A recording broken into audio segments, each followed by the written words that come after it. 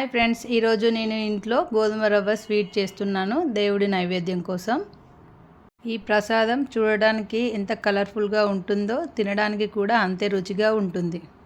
ఇప్పుడు ఎలా తయారు చేయాలో చూద్దాం. ఇప్పుడు స్టవ్ మీద ఒక కడాయి పెట్టుకొని అందులో 2 స్పూన్స్ నెయ్యి వేసుకోవాలి.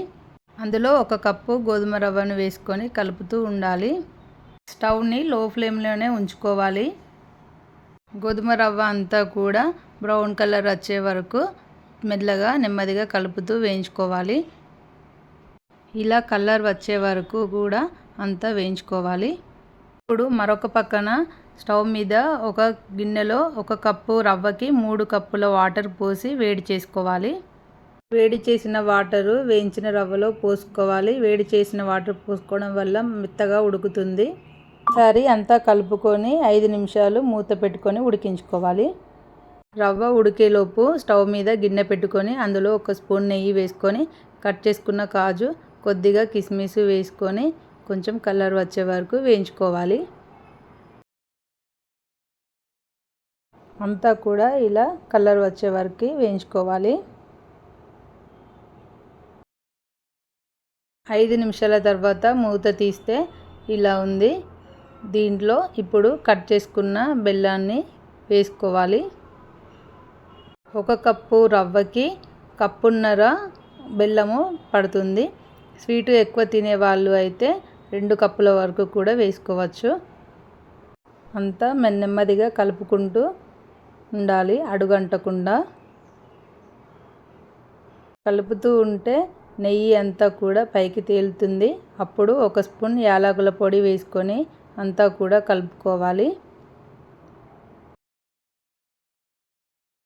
చూస్తుంటే చాలా స్మూత్గా అనిపిస్తుంది కదూ, చాలా బాగుంటుంది ఇలా చేసుకుంటే.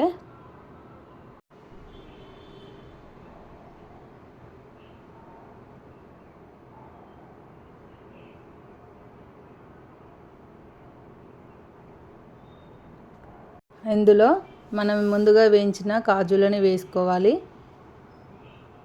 ఇప్పుడు మనము అందులో ముందుగా వేయించి పెట్టుకున్న కాజు కిస్మిస్లను వేసుకొని అంతా మొత్తం కలుపుకోవాలి.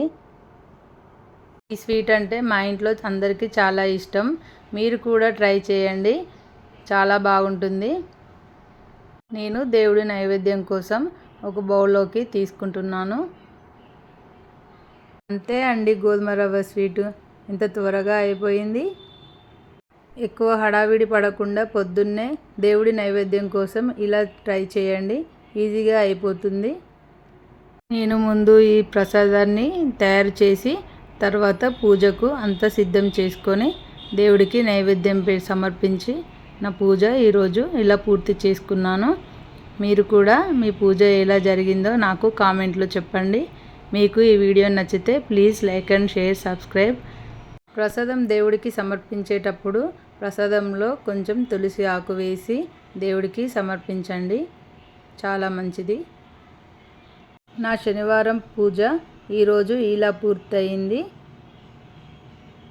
ఓం నమో వెంకటేశాయ, శ్రీనివాసాయ, గోవింద గోవింద.